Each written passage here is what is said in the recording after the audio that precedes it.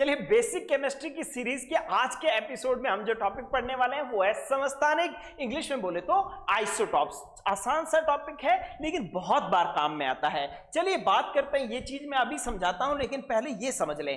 क्या समझ लें कि किसी भी परमाणु को प्रदर्शित कैसे किया जाता है। ऐसे कि पहले प्रतीक, जैसे कार्बन का प्रतीक हो गया C, ठीक है, उस प्रतीक के पैरों में लिखा जाता है परमाणु क्रमांक, जैसे ये 6 इसका परमाणु क्रमांक है। सिर पर लिखा जाता है परमाणु भार, ये 12 इसका परमाणु भार है। और परमाणु भार जो है वो प्रोटॉन प्लस न्यूट्रॉन होते हैं। चलिए ये बात तो समझ में आ गई। अब देखो मैंने नीचे 3 तत्व लिखे हुए हैं, हाइड्रोजन ही लेकिन 3 तत्व हैं ये, ठीक है। इन तीनों की अगर हम बात करें तो आपके पास सबसे पहले क्या दिखाई दे रहा है, ये 1H1, इसका परमाणु क्रमांक क्या है, पैरों में जो लिखा होता है वो परमाणु क्रमांक होता है, तो आपको दिखाई दिया कि ये 1 है। इसका कितना है, इसका भी 1 है, इसका कितना है, इसका भी 1 है, ठीक है। लेकिन इसका परमाणु भार कितना है, जो सिर पे लिखा होता है, कितना लिखा हुआ है, 1।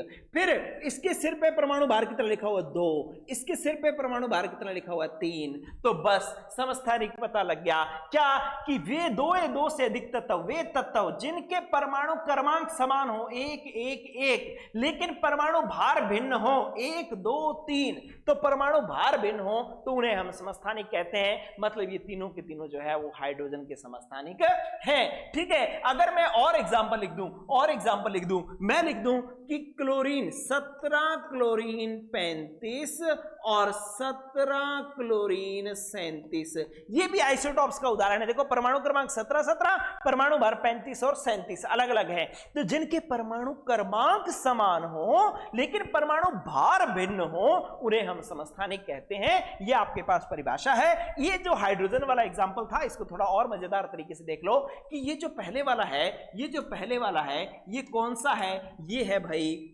1H1 वाला है, ठीक है। इसको हम हाइड्रोजन ही कहते हैं। इसमें 1 प्रोटॉन होता है, 1 इलेक्ट्रॉन होता है और ये स्थायी होता है।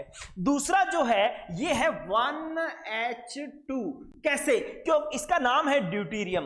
कैसे 1H2 है, क्योंकि परमाणु क्रमांक तो हाइड्रोजन का 1 है लेकिन परमाणु भार 2 हो गया। क्यों, क्योंकि इसमें प्रोटॉन भी है और न्यूट्रॉन भी है।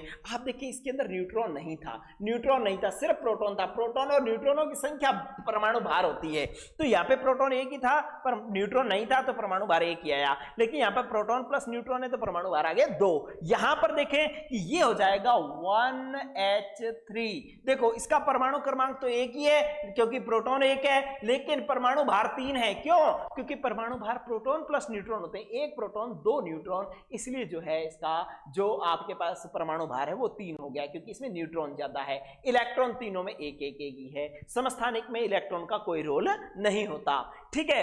अब पहला जो हाइड्रोजन है वो 1H1, ये स्टेबल है, स्थायी होता है। और दूसरा है 1H2, इसको हम कहते हैं ड्यूटेरियम। पहले को हम प्रोटियम भी कहते हैं, दूसरे को हम कहते हैं ड्यूटेरियम। 1H2 को कहते हैं ड्यूटेरियम, ये भी स्थायी होता है। लेकिन तीसरा जो है 1H3 जिसका नाम है ट्राइटियम, ये अनस्टेबल होता है, रेडियो एक्टिव होता है, ठीक है, ये स्थायी नहीं होता। तो इस प्रकार से आपने समझा कि किसी भी समस्थानिक का निर्माण, उसमें जैसे जैसे न्यूट्रॉनों में बदलाव आएगा, प्रोटियम में न्यूट्रॉन 0, ड्यूटेरियम में न्यूट्रॉन 1 और जो ट्राइटियम है उसमें न्यूट्रॉन 2, तो न्यूट्रॉनों की संख्या में अंतर के कारण समस्थानिकों का निर्माण होता है, ठीक है बच्चों। तो इस प्रकार से आपने समझा समस्थानिक क्या होता है। और भी वीडियोस जो है वो जो एंड स्क्रीन पर आ रही हैं वो सारी देखते जाओ, आपका बेस जो है वो स्ट्रांग होने वाला, मजबूत होने वाला है। Good bye.